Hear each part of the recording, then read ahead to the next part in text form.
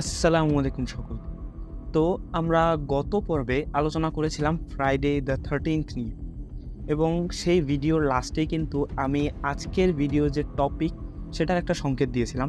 যারা বুঝতে পারছেন তারা অবশ্যই কমেন্টে জানিয়ে দিতে পারেন এবং আজকের ভিডিওতে আমরা কথা বলবো বিভিন্ন দেশে প্রচলিত বিভিন্ন ধরনের অশুভ সংখ্যা নিয়ে। অর্থাৎ আজকের ভিডিওটাও অনেকটাই ওই কুসংস্কার নিয়েই বলা হবে এবং যারা এই ধরনের সংখ্যাগুলোকে অশুভ বলে বিশ্বাস করেন, আশা করব তারা আমার ভিডিওটা কোনোভাবেই খারাপভাবে নিবেন না। আমি শুধু আপনাদেরকে এই তথ্যগুলো জানিয়ে দেওয়ার জন্য এই ভিডিওটা করছি। তো প্রথমেই আমরা শুরু করব ১৩ নিয়ে, অর্থাৎ গত পর্বে আমরা যেটা দিয়ে শেষ করেছিলাম অর্থাৎ ১৩ সংখ্যাটাকে যারা পশ্চিমা দেশের মানুষজন আছেন তারা অবশ্যই অশুভ ধরেন, কারণ অবশ্যই বাইবেল অনুসারে যে যীশুখ্রিস্টকে ক্রুশবিদ্ধ করা হয় এবং ১২০১ সালে অনেক ফরাসি যোদ্ধাদেরকে হত্যা করা হয় এবং এই ১৩ তারিখেই, যেটা আমার মনে হয় যে তেমন কোনো অশুভ ধরার মতো তেমন কোনো কারণ নেই, কিন্তু তাও অনেকে এটাকে অশুভ ধরে থাকেন। সো এরপরে আসতেছে ৬৮৬, এটাকে খ্রিস্টান ধর্ম মতে অশুভ ধরা হয়। অবশ্যই এই ভিডিওটা কোনো ধর্মীয় বিশ্বাসে আঘাত দেওয়ার জন্য না। এবং খ্রিস্টান ধর্মমতে এই সংখ্যাটাকে বলা হয় ডেভিলস নাম্বার, অর্থাৎ 666। কিন্তু কেন এটা আমার ঠিকভাবে জানা নেই।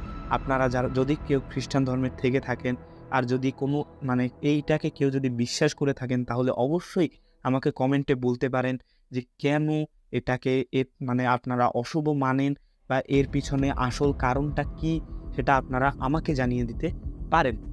তো এরপরে আমরা দেখব যে 88 এই সংখ্যাটাকে জার্মানে অশুভ ধরা হয়। এর কারণ হচ্ছে 8 ইংরেজি বর্ণের এইচকে নির্দেশ করে, অর্থাৎ 88 মানে হচ্ছে ডাবল এইচ, যেটাকে বলা হয় হেল অফ হিটলার। অর্থাৎ যিনি জার্মানে প্রচুর পরিমাণে অত্যাচার করেছেন তাকে ইঙ্গিত করা হয়, যার কারণেই কিন্তু জার্মানের অনেক ব্যক্তি এই সংখ্যাটাকে অশুভ ধরে থাকেন। তো আমার মনে হয় না এখানে কোনো লজিক আছে, অর্থাৎ 88 এটা কি কিন্তু মানুষই বানাইছে যে হেল হিটলার? তো আমার মনে হয় না যে এখানে কোনো ধরনের এমন কোনো যুক্তি আছে, রেশনাল কিছু আছে যে এখানে অশুভ ধরা যাবে।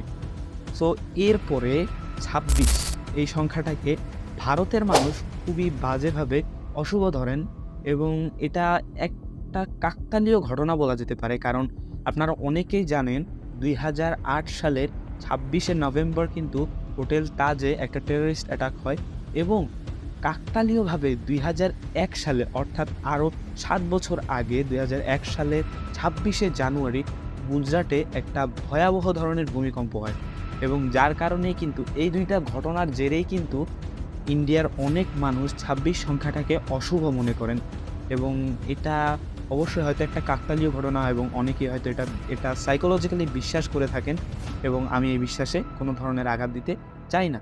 এরপরে হচ্ছে ৪। এই ৪ সংখ্যাটা আপনারা অনেকেই জানেন যে এই সংখ্যাটাকে অশুভ ধরা হয়।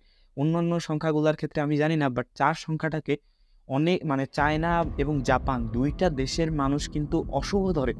এর কারণ হচ্ছে ৪ সংখ্যাটাকে আপনি যখন চাইনিজ ভাষা বা জাপানিজে উচ্চারণ করবেন, চাইনিজে এটার উচ্চারণ হবে সি এবং জাপানিজে এটার উচ্চারণ হবে শি, যেটার অর্থ হচ্ছে মৃত্যু। এই মৃত্যু অর্থ কারণেই কিন্তু এই ৪ সংখ্যাটাকে অনেকে অশুভ ধরেন এবং অনেক ক্ষেত্রেই কিন্তু এই জিনিসটাকে অ্যাভয়েড করা হয়। যেমন অনেক বিল্ডিংয়ে আমরা দেখি ১ তলা, ২ তলা, ৩ তলা, ৪ তলা, 4th ফ্লোর।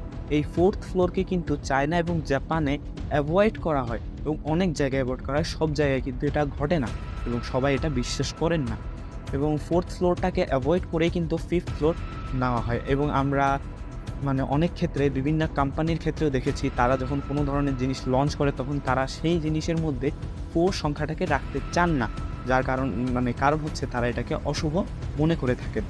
তো এটা আমার মনে হয় যে তারা হয়তো এটাও সাইকোলজিক্যালি কোনো ঘটনা হতে পারে যে 4 সংখ্যাটাকে তারা অশুভ মনে করে থাকেন, তারা মৃত্যুর সাথে তুলনা করে থাকেন, যার ফলে হয়তো এই সংখ্যাটাকে তারা অশুভ মনে করে থাকেন।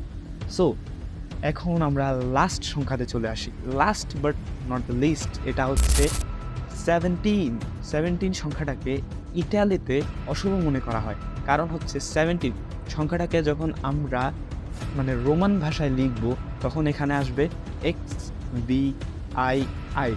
এখন এটাকে যদি আমরা একটু সাজাই নেই তাহলে VIXI এইভাবে যদি আমরা করে নেই তাহলে কিন্তু এর অর্থ হচ্ছে আমি অনেক দিন বেঁচেছি, অর্থাৎ আমার জীবন শেষ হয়ে গেছে।